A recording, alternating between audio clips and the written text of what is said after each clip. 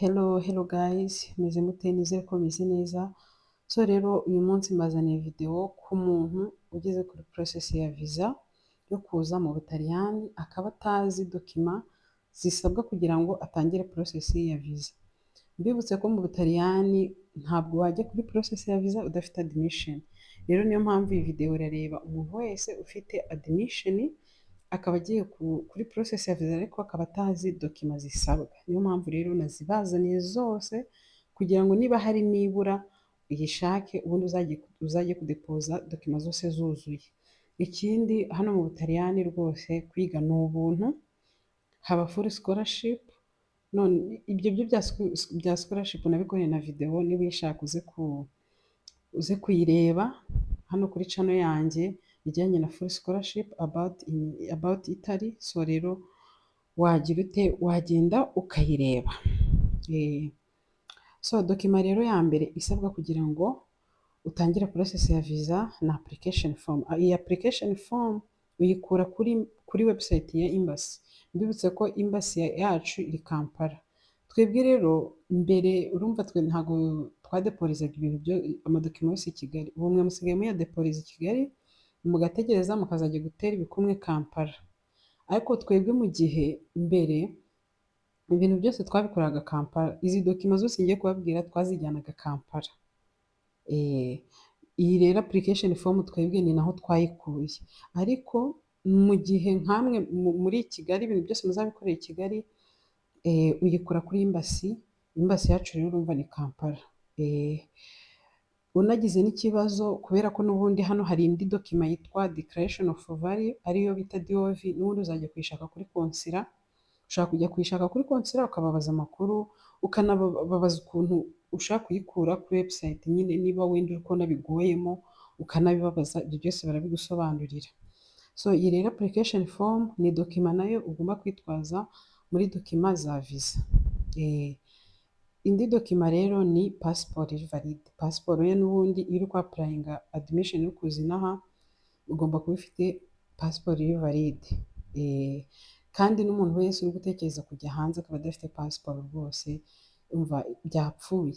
Niba uri gutekereza gushaka kujya hanze manza ushake passport, nicyo kintu cya mbere, niyo dokima ya mbere.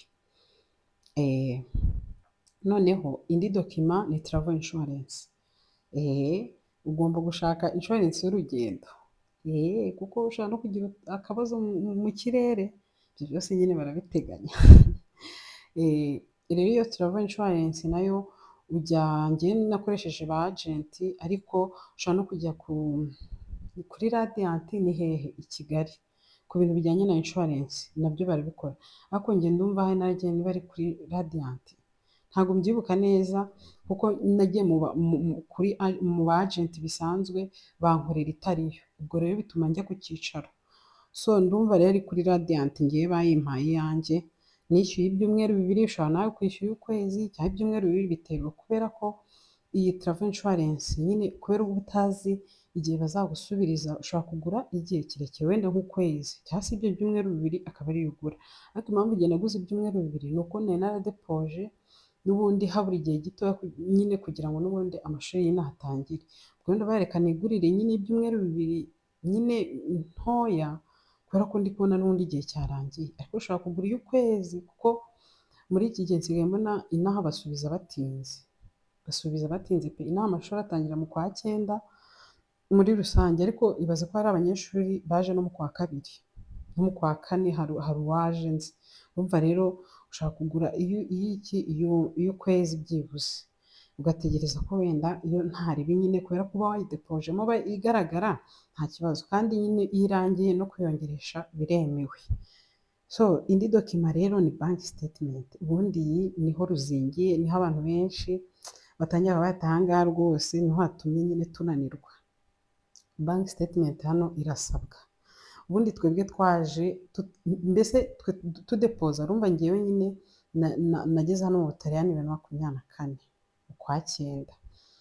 Urumva rero twebwe ntabwo twari dufite amafaranga fatizo bavuga ati izi miliyoni zigomba kuba ziri kuri konti.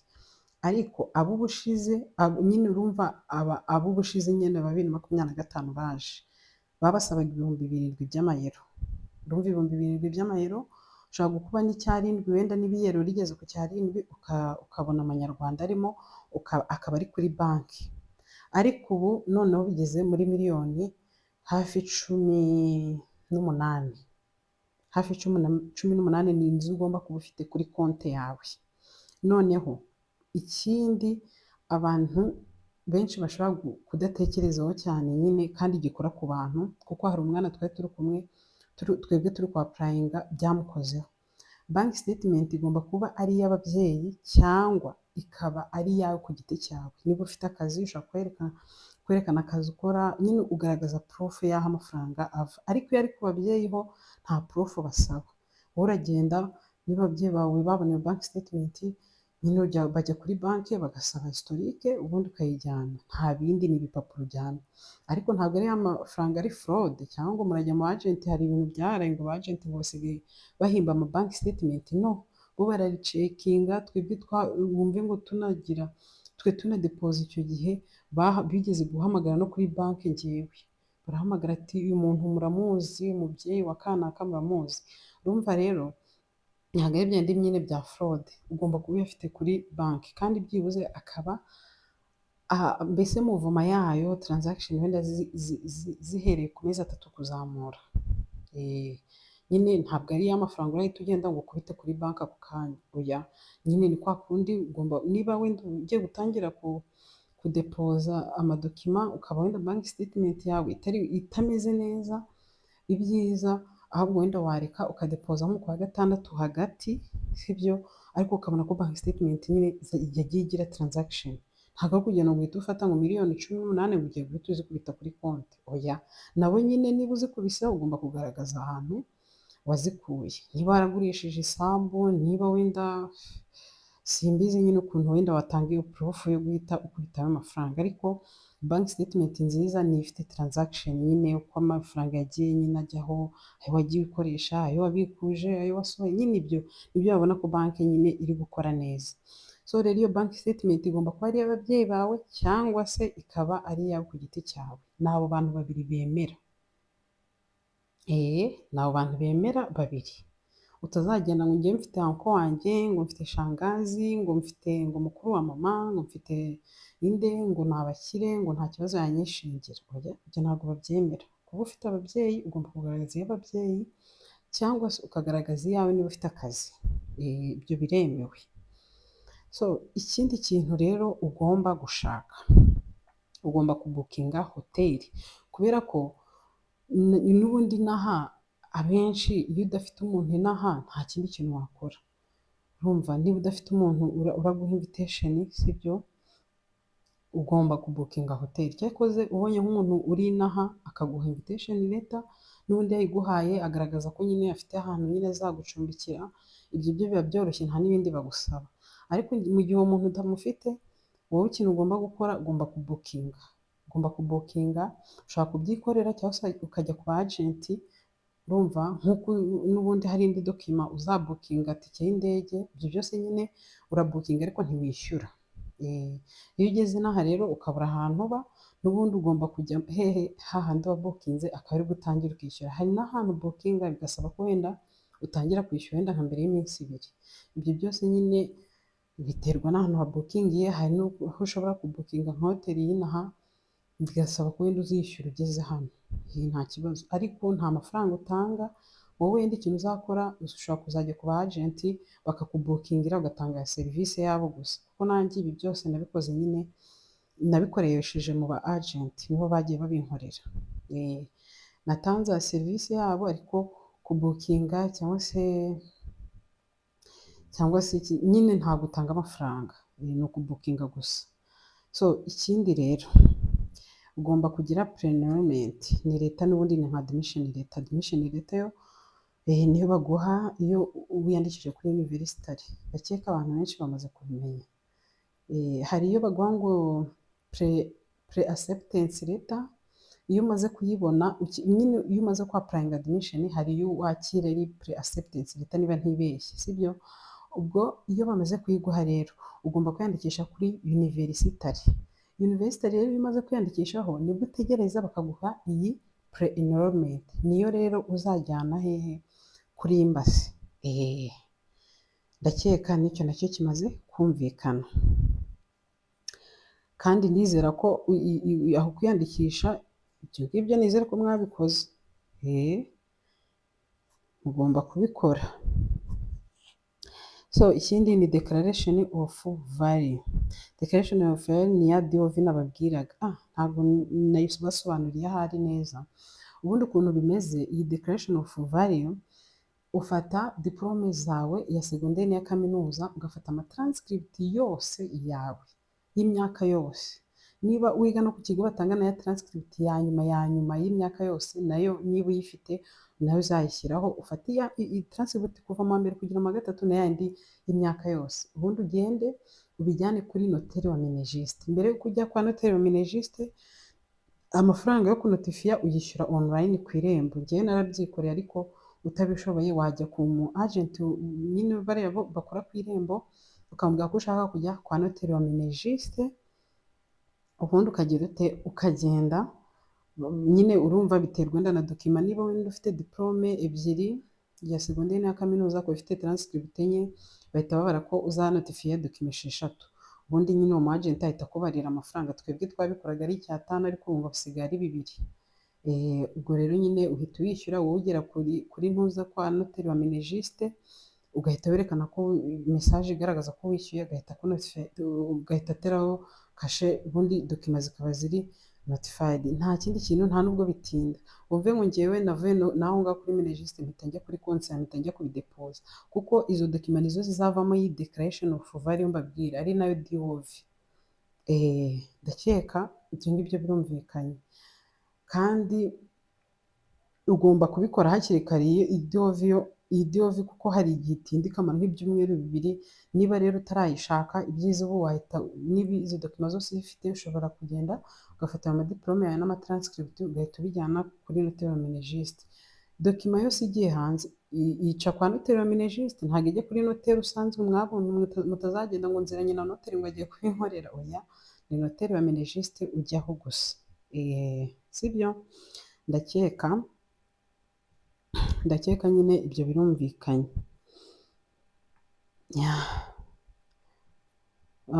Indi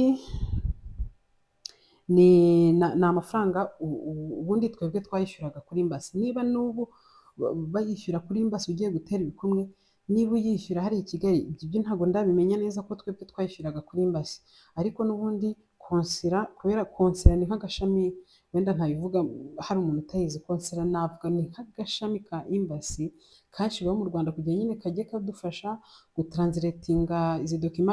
Urumva iyi DOV icyo isobanuye, ni amadokima bagenda bakayaregariza, bakayatranslatinga, akaza ari no mu Gitaliyani nyine yemewe nyine, ku buryo uyizana hano mu Butaliyani akaba ati iyi dokima iremewe.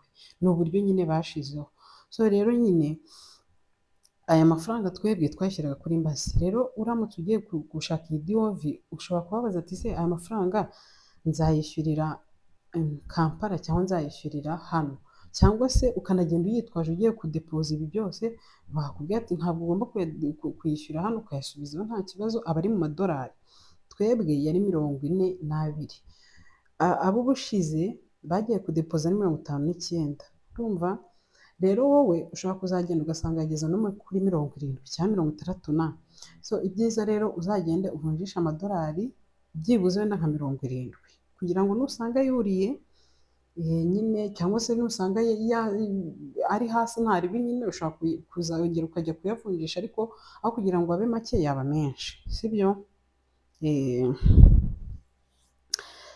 So rero ndakeka icyo ngicyo nacyo kirumvikanye. Amafoto ya pasiporo 2 cyangwa se ukarenzaho, aya mafoto nayo aba agomba kubahirizwa, aba agomba gukurikiza amategeko. Nkanjye ahantu njye nagiye kwifotoreza ntabwo ari za pasiporo nyine, niyo amafoto ari pasiporo, ariko ntabwo ari kugenda ngo ujye ku muntu uwo ari we wese ngo umufotora pasiporo nkaho nyine ugiye kuyikoresha biri aho. Oya, njyewe ahantu njya kwifotoza nagiye muri studio isanzwe nyine izi bajya gukora n'amashuti biki. Njyewe nagize amahirwe, aho ngaho nagiye bahise bambwira none se izi pasiporo ushaka kuzikoresha iki? Ndabaza rero nshaka ngende kudepoza dokima zanjye kuko nshaka kujya kwiga mu Butaliyani. Bahita bambwira ati mu Butaliyani dufite size yayo. nyine niba ari igihugu bagenderaho, niba ari iki, kuko hari na sayizi ziba zigomba kuba zujuje ayo mafoto.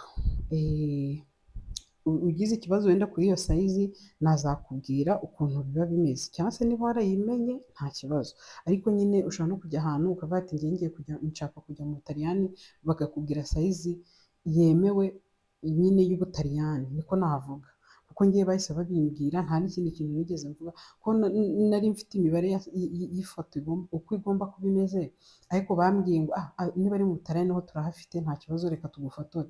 Bambwiye imibare nsanga bihuye niyo nari mfite kandi ntarayibabwira. Urumva rero ushaka kugira amahirwe ukagera ahantu nk'aho ngaho bikaba byoroshye, kuko ntabwo ari ifoto isanzwe. So fotokopi ya pasiporo, so ugomba kugira fotokopi ya pasiporo, paji iriho amakuru yawe, paji iriho amakuru yawe ni iriya y'imbere n'ubundi, ni nayo akenshi bafotora, cyangwa se niba hari andi makuru ahari muri pasiporo yawe nayo bakaba bayafotora. Ariko ubundi akenshi iriya paji y'imbere niyo bakunda gufotora, iriya nyine ikirambura ugasanga hariho ifoto yawe, imyirondoro n'ibiki niyo bakunda gufotora. So rero tugeze ku reservation ya tike. Ugomba kubukinga tike. Urumva uba umeze nk'uyibukinze ariko ntuyigura, nk'uko ubukinga hoteli na tike niko uyibukinga. Ibyo byose aba agenti barabikora, njye nabikoresheje mu ba agenti pe, ariko hari n'ama website ushobora kugenda ukayibukingira utagiye mu ba agenti, ariko niba uri kumva nyine bikugoye uzajya mu ba agenti babwiye nshaka kubukinga tike yo kujya mu Butaliyani. Ni ukubukinga gusa, nta mafaranga ugomba gutanga y'urugendo, ko watanga amafaranga utarabona viza se, ntabwo bibaho. Noneho ikindi, certificate ya English ku muntu utarize mu Cyongereza. Niba warize mu Gifaransa, urumva, niba warize mu Gifaransa ugomba kugaragaza certificate y'Icyongereza, kuko nyine uburaza n'ubundi abenshi bagiye bapurayinga bazaza n'ubundi bige mu rurimi rw'Icyongereza. Ndakeka nta muntu wigeze wapurayinga ngo azige mu rurimi rw'Igitaliyani, kuko Igitaliyani abantu benshi nko mu Rwanda ntabwo tuba tukizi. So rero niba warize mu Gifaransa cyangwa mu rundi rurimi cyangwa mu Giswahili muki, ugomba kuba ufite certificate y'Icyongereza, kuko nyine ari cyo uzaza kwigamo, cyangwa se niba ufite iyo certificate y'Igitaliyani kaba ari akarusho nyine, ariko certificate y'Igitaliyani ubundi bayibaza mu bantu baje inaha baje kwiga n'ubundi mu Gitaliyani. So niba utarize rero mu Cyongereza ugomba kugaragaza certificate y'Icyongereza, ugomba kujya kuyishaka nyine ukayikorera tu. Bemera ama certificate nyine, na Duolingo ndakeka irimo, turi kwa applying admission ndakeka hari twagiye turibana ama certificate, kandi nawe urimo nyine mu bagize wareba certificate nyine, ariko se ubundi byaranarangiye ubwo mwabonye ama admission ubwo mufite n'ama certificate y'Icyongereza ku bantu batize Icyongereza. Noneho ku muntu wize mu Cyongereza we nta certificate rwose asabwa, kubera ko nyine biba bigaragara ko wize mu Cyongereza kandi uje kwiga mu Cyongereza.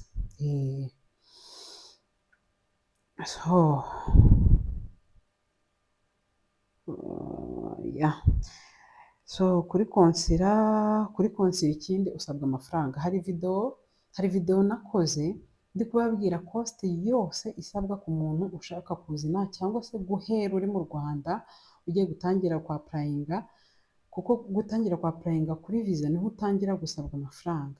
Iyo video yose ya cost usabwa n'igihe ugeze hano n'ubuzima bwose n'amazu y'inaha byose, n'ubuzima bw'inaha nyine, kurya, kugira ute, kwishyura inzu, byose narabivuze. Iyo video irahari kabisa, nawe ugende uyirebe. So rero nyine kuri konsira urasabwa amafaranga, hari amafaranga, urumva ngo kutranslatinga, ni nabyo n'ubundi nababwiraga, hari ayo ugomba gushyira mu madolari, andi ukayashyira mu manyarwanda.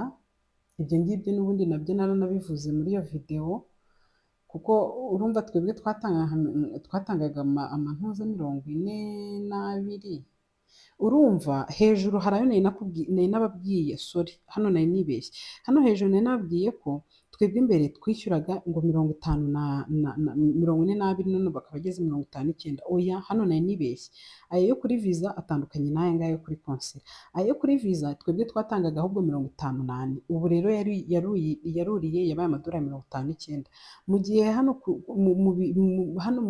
nujya kuri konsera ugiye kudepoza amadokima, ugiye kudepoza ya diwovi za taransifiti n'amadiporome n'ibiki, usabwa amafaranga.